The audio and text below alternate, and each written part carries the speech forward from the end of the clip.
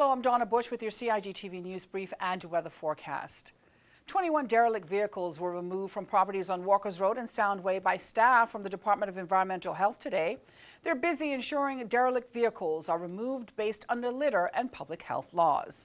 Well, at the moment we're tagging vehicles, so our environmental health officers go to our communities and identify vehicles that we see as derelict. So we put a tag on them, which is actually a legal document and an abatement notice to reduce nuisance in the community. So we tag those vehicles, give the owners, if the owners are around, time to remove those vehicles themselves. If they don't do that, we will remove them from our communities and take them to the Georgetown landfill. Now that they have the needed resources to remove the derelict vehicles, DEH officials explain the next steps are to have the vehicles processed, disposed of, and shipped off island as scrap metal. It's important again because of the health implications. When there's a harborage for rats, breeding ground for mosquitoes, you find that it becomes a nuisance for residents, it becomes a nuisance for food establishments as well, if we have a proliferation of rats and mosquitoes in the community.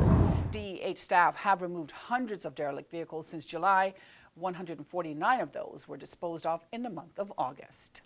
As thousands of students across the Cayman Islands return to school this week, RCIPS officers are reminding motorists to be aware and not break the laws of the road. Now that school has started, I want to remind motorists of the importance of observing the traffic law, especially when driving in school zones, which are usually marked with signs such as this one. When driving in a school zone, it is important to note that during the time when students are usually dropped off and picked up, the speed limit on the road is 15 miles per hour. Traveling over the speed limit in a school zone carries a financial penalty where it is $40 for every mile that you travel over the speed limit. As the law states, traveling and doubling the speed limit on any roads in the Cayman Islands, which would be 30 miles an hour in the school zone, you will be prosecuted, sent to court, where you will stand the possibility of being disqualified for a minimum of 6 months, as well as you will be required to pay a financial penalty. Motorists are reminded that when traveling on the road and there is a school bus that is stopped to pick up or to let off students, regardless of whichever direction you are traveling, you are required to stop and wait for the school bus to pick up or drop off students before you proceed. Failing to do so carries a financial penalty of 150 CI dollars. We are asking all motorists as they use our roads to follow the traffic law and to help keep our students safe as they travel to and from school. If you'd like additional information, you can contact the traffic unit of the RCIPS by calling 649-6254. That's 649-6254. On September 8th and 9th, Work and the Ministry of Tourism are holding an open house with local tourism partners. It's an effort to assist those who are in the tourism industry but not working as a result of our borders remaining closed because of COVID-19. Participants can attend during the time slots based on their last name. If you're a displaced tourism worker, you're encouraged to get registered with Work.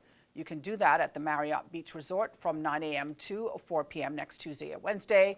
You will need to take along your driver's license, a photo ID, and proof of Cayman status by way of a passport, voter's ID, or birth certificate. Now, participants are also encouraged to have a smartphone with them. The times in which you can attend can be found online at work.ky. Turning now to the forecast from the Cayman Islands National Weather Service. Thursday's high temperature reached 89 degrees Fahrenheit, the low 78. The forecast calls for partly cloudy skies with cloudy spells and a 40% chance of morning showers and possible thunder. Winds are from the east to southeast, 10 to 15 knots. Seas will be slight to moderate with wave heights of 2 to 4 feet. Now, the synopsis shows a gradual decrease in showers as Tropical Storm Nana moves across Central America and away from the Cayman Islands area. Radar images show scattered showers in and around the Cayman area are moving towards the west. For more on local weather, you can go online to weather.gov.ky or you can download their app, CINWS. And that ends today's news brief here on CIG Television. I'm Donna Bush, wishing you a safe and a great night.